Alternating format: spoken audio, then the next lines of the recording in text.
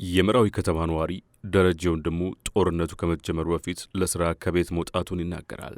በቀኑ የነበረው ሁኔታ ሲያስታውስም እኔና ቤተሰቤ የዚያን ቀን ጭራሽ ከቤታችን አልወጣንም። ቀን 7:30 ገደማ የወንድሜ ሚስትና ልጇ ደውለው ወንድሜ ቤት ውስጥ ስለመኖሩ ጠየቁኝ። ምክንያቱም እኔ ቤት መኖሩንና እሱን ለመፈለግ እንዳይወጡ ነግሯቸው ነበር። ቀጥሎ አንድ ዘመዳችን ወደ እርሱ ጋር ሲደውል ያነሳው ግን ሌላ ሰው ነበር። በዚህ ምክንያትም የተለያዩ ስልኮችን ደወልሁና አብረውት ከነበሩት ሰዎች የኢትዮጵያ መከላከያ ኃይሎች እሱንና አስጠግተውት የነበሩትን ሰውዬ እንደገደሏቸው ተረዳው ይላል። ሌላው የመራዊ ከተማ ነዋሪ አሰፋም ጥር 21 ከቤቴ ስወጣ ሰዎች በጎዳና ላይ ተሰብስበው ሲጮሁና ሲያለቅሱ ተመለከትሁ። በቦታው ብዙ አስክሬን ነበር። የመከላከያ ሰራዊት አባላት እዚህና እዛ ሆነው ተቀምጠዋል። ቀርበን አስክሬኖቹን መቅበር እንድንችል ጠየቅናቸው። ከመካከላቸው አንዱ በመገናኛ ሬዲዮ ተነጋግሮ ፈቃድ ሰጠን። ለደህንነታቸው ሲባል ስማቸው የተቀየረውን ባለታሪኮች ጠቅሶ አምነስቲ ኢንተርናሽናል በዛሬው ዕለት በኢትዮጵያ የመራዊ የጅምላ ግድያዎች በገለልተኛ አካል ሊመረመሩ ይገባል ሲል መግለጫ አውጥቷል። አፍሪካና ዓለም አቀፍ ሰብአዊ መብት ተሟጋች አካላት የኢትዮጵያ መከላከያ ሰራዊት በአማራ ክልል በመራዊ ከተማ በንጹሐን ላይ ያደረሰው ግድያ በጦር ወንጀልነት ተይዞ ምርመራ እንዲካሄድ ሊያሳስቡ ይገባል ሲልም አትቷል። ከተማዋ ነዋሪዎችን ዋቢ ያደረገው መግለጫው በዓመታዊ የቅድስት ማርያም ንግስ ክብረ በዓል ዋዜማ ማለትም ጥር 20 ቀን 2016 ዓመተ ምህረት የኢትዮጵያ መከላከያ ሰራዊት ንጹሐን ነዋሪዎችን ከቤታቸውና ከገበያ ቦታዎች በመውሰድ በአደባባይ ተኩሰው ሲረሽኑ እንደነበር ጠቁሟል። በወቅቱ ከ50 በላይ ንጹሐን መገደላቸውን አስክሬኖቹን ሲቀብሩ የነበሩት 4 የዓይን እማኞችንና አንድ ባለስልጣን ቢገልጹም ከገለልተኛ አካል ማረጋገጥ እንዳልቻለ ጠቅሷል።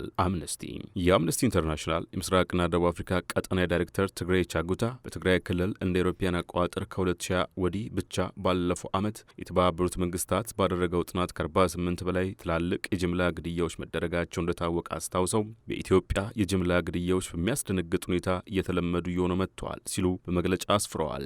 ቻጉታ አያይዘውም የኢትዮጵያ መንግስት ለሟቾቹም ሆነ ለቤተሰቦቻቸው ፍትህ ለመስጠት አለመፈለጉ በጉዳታቸው ላይ መሳለቅ ነው ሲሉም ኮንነዋል።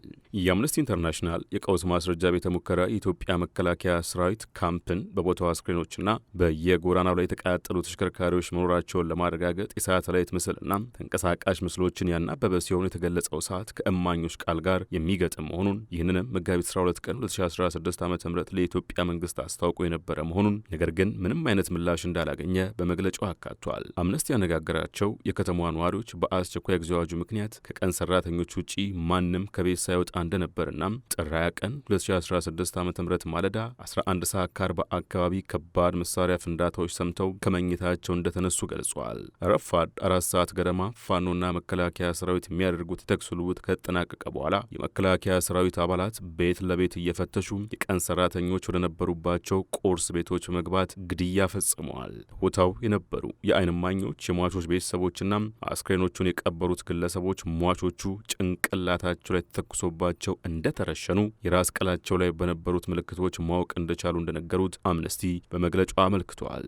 በማህበራዊ ድረገጽ ሲዘዋወር የነበረና ከተሽከርካሪ ውስጥ የተቀረጸ ተንቀሳቃሽ ምስል በትንሹ 22 አስክሬኖች በከተማዋ ዋና መንገድ ላይ ተከምረው እንደነበረ ማሳየቱንና አምነስቲም የቪዲዮን ተአማኒነት ማረጋገጡን ገልጿል። የንግስ በዓል ለማክበር ወደ መራዊ አቅንቶ የነበረ የዓይን እማኝ አያና የተባሉ አዛውንትን መንገድ ላይ አስወጥተው ጭንቅላታቸው ላይ ተኩሰው እንደገደሏቸው ማየቱን ተናግረዋል። አምነስቲ ኢንተርናሽናል ተሽከርካሪዎቻቸው የተቃጠሉባቸውን 3 ግለሰቦች ዋቢ አድርጎ የመከላከያ ሰራዊት አባላት 11 ባለ 3 እግር ተሽከርካሪዎችና አንድ ሞተር ብስክሌት ማቃጠላቸውን ጠቅሷል። አምነስቲ ኢንተርናሽናል ከጥር 29 እስከ ጥር 28 ቀን 2016 ዓ.ም ቁጥራቸው ቀላል የማይባል ተሽከርካሪዎች አስክሬኖቹ በተገኙበት የመራዊ ከተማ ዋና መንገድ አቅራቢያ መቃጠላቸውን አረጋግጧል። ይሁን እንጂ የሟች ቤተሰቦችንም ሆነ የዓለም አቀፍ የሰብአዊ መብት ተሟጋቾች የፍትህ ጥያቄ መልስ አላገኘም ይላል አምነስቲ በመግለጫው። ቻጉታ የፌዴራል መንግስት ባለስልጣናት ሐሙስ ጥር 23 ቀን 2016 ዓ.ም ባወጡት መግለጫ በሰሜናዊ ኢትዮጵያ የተፈጸሙ የጦር ወንጀሎችን በተመለከተ የፌዴራሉ መንግስት የድርሻውን እርምጃ ወስዷል፣ ተጠያቂ መሆን ያለባቸውንም ተጠያቂ አድርጓል ማለቱን ጠቅሶ ነገር ግን የሽግግር ፍትህ ለማምጣት ቃል ከሚገባው መንግስት ይህ መሰማቱ ብሔራዊ ብሔራዊ ተጠያቂነትን ለማምጣት የሚደረገው ጥረት ላይ በር የሚዘጋ እንደሆነ አሳስበዋል። አምነስቲ መግለጫውን ሲያጠቃልልም የአውሮፓ ህብረት አባላትን በብርቱ ተችቷል። ለዚሁ ትችቱ መነሻ አለው። የሰሜን ኢትዮጵያው ጦርነትን ተከትሎ በተባበሩት መንግስታት ሰብአዊ መብቶች ምክር ቤት የተቋቋመው የባለሙያዎች አጣሪ ኮሚሽን ስራ ጊዜው እንዲራዘም አምነስቲን ጨምሮ የተለያዩ የሰብአዊ መብቶች ተቆርቋሪ ድርጅቶች አበክረው ቢጠይቁም የአውሮፓ ህብረት ግን በቸልታ አልፎታል። ይህ የባለሙያዎች አጣሪ ቡድን ስራውን ቢቀጥል ምናልባትም ዓለም አቀፍ ተጠያቂነትን ለማምጣት የሚያስችል እንደሆነ ሲነገር ከርሟል። ይሁንና የኢትዮጵያ መንግስት ይህን አጥብቆ ሲቃወም ሰንብቶ በመጨረሻም መሻቱ ህልው ሆኗል። አምነስቲ ግን ወደ ኋላ ተመልሶ ይህን ውሳኔ በብርቱ ነቅፏል። ኢትዮጵያውያን ፍትህ ለማግኘት ከዚህ በላይ መቆየት የለባቸውም ይላል። በመጨረሻም በአማራ ክልል የሚፈጸሙት ጭካኔ የተሞላባቸው የሰብአዊ መብት ጥሰቶችን በመመርመር ፍትህ እንዲሰፍን ለተባበሩት መንግስታት አቤት ብለዋል።